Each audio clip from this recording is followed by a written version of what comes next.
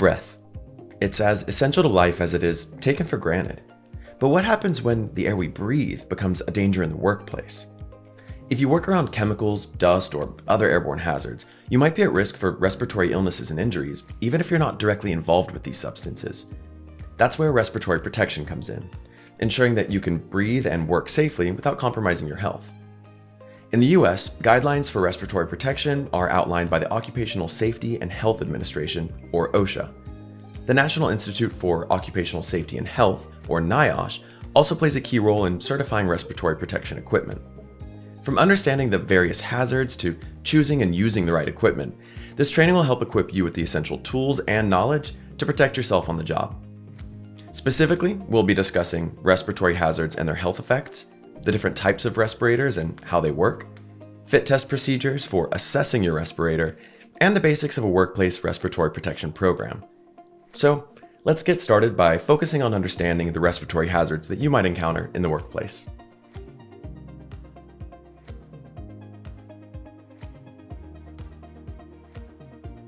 Respiratory risks aren't limited to just one area.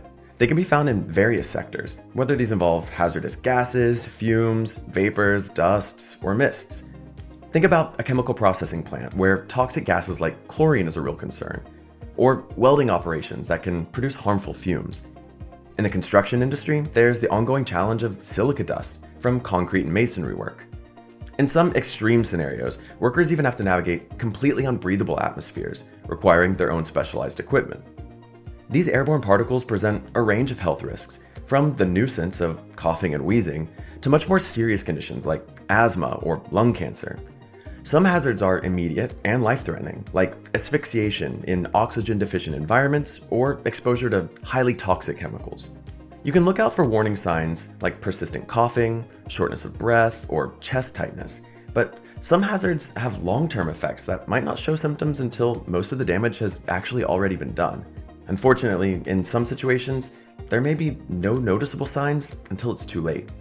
That's why it's so important that we take the time to understand and take action against respiratory hazards. But before we dive into the specifics of respirators, it's important to remember that they're actually our last line of defense. In the field of occupational safety and health, there's a concept called the hierarchy of controls. This system prioritizes different strategies to control hazards and make our workplace safer. At the top of that hierarchy, we have elimination and substitution of the airborne hazard. These are the most effective methods, but they can be challenging to implement and they're not always possible. Next, there are engineering controls, and these are tools or physical changes to the work environment that can block or reduce our exposure to the airborne hazards.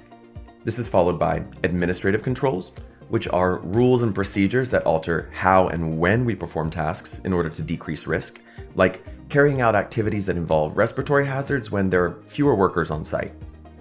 Finally, when these other controls aren't sufficient to fully eliminate the risk, that's where personal protective equipment, or PPE, like respirators, come into play. Respirators create a personal barrier between us and the hazards we face. They provide protection when other controls can't fully mitigate the risk. There are a number of different types of respirators available depending on the hazard, so let's dive in and go over them together.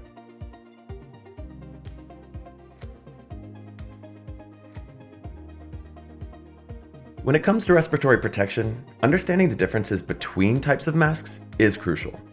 The first distinction is between a surgical mask and a respirator. A respirator is a device designed to protect the wearer from inhaling hazardous substances, like gases, vapors, fumes, and airborne particles. In contrast, a surgical mask's primary purpose is to protect others from the wearer's respiratory droplets. It doesn't filter airborne particles.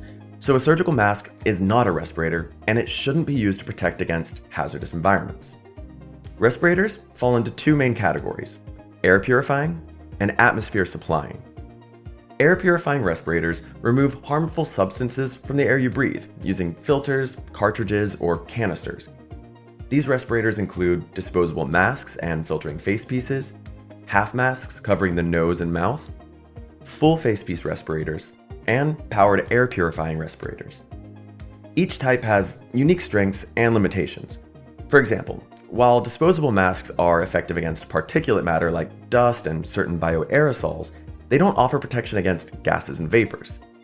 Atmosphere-supplying respirators provide clean, breathable air from a safe source, and they're used in environments with low oxygen levels or extremely hazardous airborne materials. These include self-contained breathing apparatuses and airline respirators. Now, your employer is responsible for selecting the appropriate respirator based on the hazard and type of work, but understanding these differences can help ensure that your respiratory protection is effective. Another key factor in a respirator's effectiveness is its fit. There are two fit types: tight-fitting and loose-fitting. Tight-fitting respirators require a tight seal between the respirator and the wearer's face or neck. These include disposable masks, half masks, and full face-piece respirators. If the seal leaks, contaminated air can be pulled into the respirator, making it ineffective. On the other hand, loose-fitting respirators, like powered air purifying respirators and hooded atmosphere supplying respirators, rely on air pressure systems to work, and they don't need a tight seal in order to be effective. For tight-fitting respirators though, you'll need to perform something called a user seal check every time you put on the mask to make sure that it fits correctly. This involves covering the mask with your hands and inhaling to check that the mask collapses towards your face, or exhaling to check that it bulges slightly. If the seal check fails, readjust and see if you can try the test again. If the seal continues to fail, you might need a different size or model. Remember, facial hair, glasses, and other protective equipment like goggles, they can all affect the seal, so make sure that they don't interfere with the fit. Your respiratory safety hinges on understanding your respirator and ensuring that it fits correctly. But assessing fit isn't just a safety measure. It's also part of a regulatory requirement evaluated through a formal set of procedures we'll discuss next, called the fit test.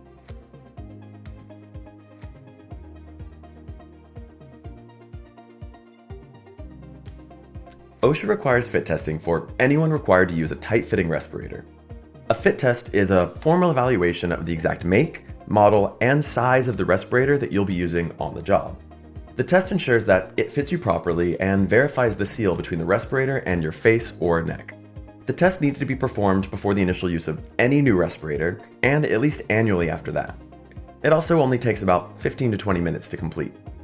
Now, there are two types of fit tests: qualitative fit testing and quantitative fit testing. Qualitative fit test is a pass-fail method that relies on your senses to detect leakage into the respirator facepiece. This test doesn't measure the actual amount of leakage, but rather whether you can detect leakage of the test substance into your facepiece. These might be substances that have a distinct smell, for example, the scent of bananas, or they might leave a sweet or bitter taste in your mouth, or even make you cough. Quantitative fit testing, on the other hand, measures the actual amount of leakage into the facepiece using a machine. The respirators used during this type of fit testing will usually have a probe attached to the facepiece that's connected to the machine by a hose. Regardless of the test type, fit testing needs to be conducted with the same respirator that you'll be using on the job, including the make, model, style, and size. If you wear glasses, goggles, earmuffs, or other protective equipment at work, wear them during the test, since they can also affect the respirator's fit. Lastly, you should get retested if any changes occur in your physical condition that could affect the fit of your respirator, like significant weight loss or gain, major dental work, or facial surgery.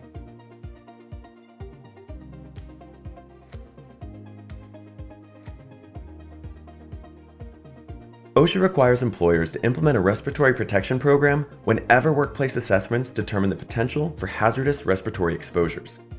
The requirements for the program are outlined under OSHA's respiratory protection standards. Central to this initiative is the designated program administrator.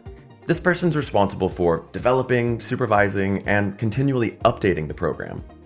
Before selecting the appropriate protective measures, your employer should thoroughly evaluate the workplace. This involves identifying respiratory hazards and gauging the extent of employee exposures. Based on these assessments, your employer should select the appropriate respirators, ensure that they're NIOSH certified, and provide them to you at no cost. Respirators, though life-saving, can also be pretty taxing. The strain they place on the employee can vary based on the type of respirator, the conditions under which it's used, and the individual's health. Before using a respirator for the first time, your employer is required to identify a physician or other licensed healthcare professional to perform a medical evaluation. This evaluation determines whether you're cleared to wear a respirator, even if you choose to do so voluntarily. As part of your evaluation, you'll need to fill out OSHA's Respirator Medical Evaluation Questionnaire, which you'll review in private with the healthcare professional. It's important that you answer these questions honestly, since some positive responses might require follow-up evaluations based on your medical history. Your employer has to provide these evaluations to you free of charge, at least once annually, or sooner if you report medical symptoms or the conditions of your work change significantly. Your employer is also required to make sure that all employees using a tight-fitting facepiece respirator pass a fit test before its use at work. The fit test is like the trial run of the respirator, ensuring that the seal is tight and prevents any contaminants from leaking in. These tests have to be provided before the initial use of any new respirator, at least once annually thereafter, or sooner if you change respirators or you experience any significant physical changes that could affect your current fit, like injury or surgery. The respirator protection program should also include procedures for the regular inspection, maintenance, cleaning, and storage of all respirators used in the workplace. Integral to the program is employee education. This should include training on the importance of respirators, proper versus improper use, the capabilities and limitations of respirators, use in an emergency or during a malfunction, proper inspection, maintenance, and storage procedures, and recognizing medical signs that might prevent effective use. Employers also must maintain records of every medical evaluation, fit test, and training. Lastly, employers should regularly monitor and evaluate the program to ensure it's being properly implemented and remains effective. As employees, your role in the respiratory protection program is also important. While the company sets the guidelines and provides the necessary tools, it's up to us as individual employees to follow through. This means following all program guidance and procedures, attending all medical evaluations, fit tests, and trainings, taking care of your respirators and wearing them properly, and reporting to your program administrator on any fit issues, respirator damage and malfunctions, medical symptoms, or new hazards. Remember, respiratory protection is a collective effort, and every employee plays a part in ensuring the safety of the team.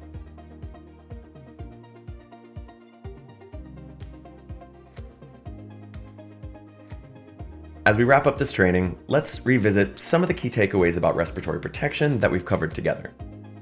We started by identifying various respiratory hazards in the workplace, like chemicals, dust, or gases, and the effects that they can have on our health, from short-term irritations to long-term respiratory illnesses. We then explored the two main types of respirators: air-purifying respirators, which filter contaminants from the air, and atmosphere-supplying respirators, which provide clean air from an uncontaminated source. Within these categories, we differentiated between loose-fitting and tight-fitting respirators, emphasizing the importance of performing a seal check to ensure a proper fit. An important part of respirator effectiveness is its fit, so we discussed proper fit test procedures, covering both qualitative and quantitative methods to confirm that the chosen respirator fits securely and functions effectively. We also outlined the core components of a workplace respiratory protection program in line with OSHA guidelines, including the appointment of a designated program administrator, selection and provision of NIOSH-approved respirators, mandatory medical evaluations and fit tests, procedures for respirator maintenance and care, employee training, and record keeping for regular evaluation of the program. Your commitment to these principles not only ensures compliance with regulatory standards, but also contributes to a safer, healthier environment for everyone involved. By understanding and implementing these requirements, you'll be better prepared to navigate the complexities of respiratory protection in your own workplace.